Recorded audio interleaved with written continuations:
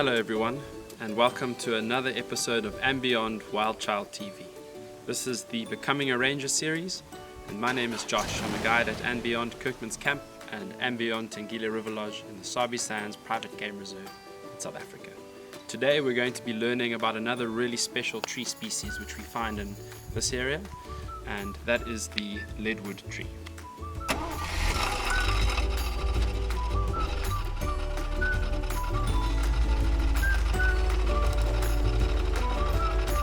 Coming to learn about this Leadwood brings us right into the center of the beautiful andBeyond Tengile River Lodge, where this massive Leadwood tree is found at the center of the lodge and overlooks the Sand River.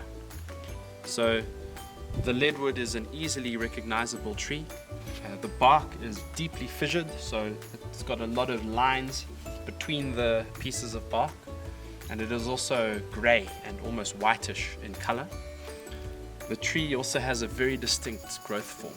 So it grows quite upright, and often about maybe 4 to 5 meters up it has a distinct fork or a number of forks, and they can range in size from 5 to 6 meters tall. This one is as big as 15 meters tall.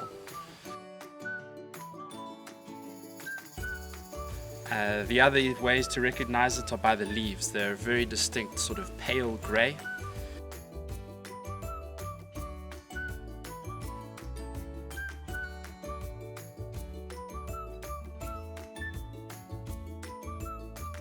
And then the seeds. So we've chatted about the sycamore fig tree as well as the marula tree. Both of those trees have fruits.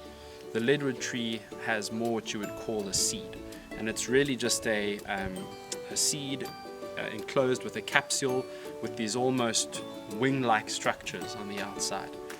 And the Leadwood belongs to a family of trees, and all of them have the same kind of seeds. Over the past few weeks we've spoken about what makes all of these trees special, like the sycamore fig tree and the abundance of different animals that it attracts, or the way that leopards use marula trees. What makes the Leadwood special is simply its majesty. It is probably one of the trees that commands the most amount of respect from people who see it out here. Not only because of its size, but because you'll often find Leadwoods growing in groves with 10 to 15 trees all in a row.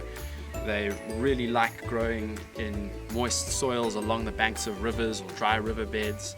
And so to come across a scene with all of these Leadwoods on the edge of a river is really quite something.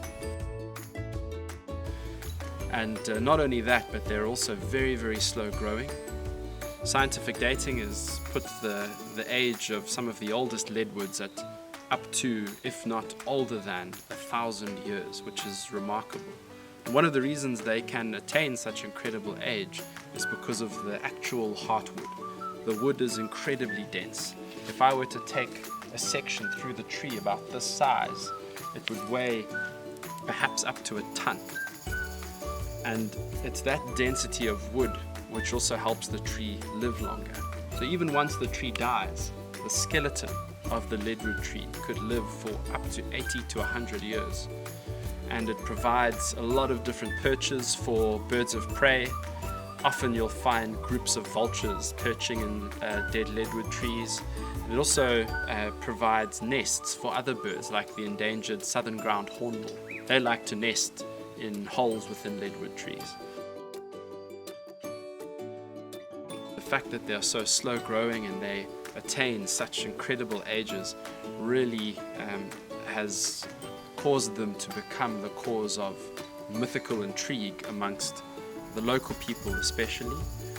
Throughout Africa there are different tribes who have different mythical beliefs revolving around the Leadwood tree. There are also a lot of different medicinal uses.